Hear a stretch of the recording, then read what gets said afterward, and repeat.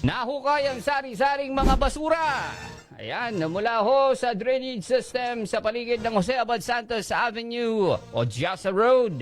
Dito ho sa City of San Fernando. Pinangunahan ni Pampanga Governor Dennis Delta Pineda, katuwang sina PDRRMO Chief Angelina Blanco at PO Engineer Olympia Pangan ng Department of Public Works and Highways.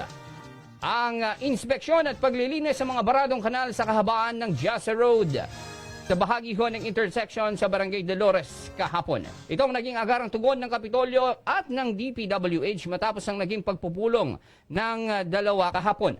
Isa-isang binuksan ang mga drainage sa tulong na rin ng kawani ng Provincial Engineering Office, General Services Office at ng DPWH.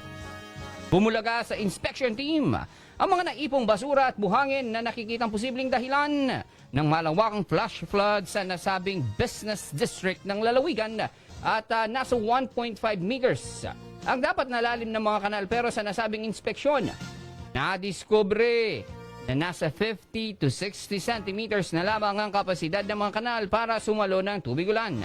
Ayon ho kay Governor Delta, tumulong na ang Kapitolyo sa problema matapos mag-apela ang Pampanga Chamber of Commerce at iba pang mga grupo ng mga negosyante na lubhang naapektuhan tuwing may pagbaha. Para maresolba ito, pagtutulungan umano ng mga tauhan ng Provincial Engineering Office at ng DPWH sa mga susunod na araw na mabuksan at malinis ang mga kanal sa kahabaan ng Jasa Road. Nanawagan naman si Governor Delta sa mga barangay at sa lokal na pamahalaan na maging responsable sa maintenance ng mga drainage at kanilang mga lugar para maiwasan ang pagbara, lalo na ngayong panahon ng tag-ulan.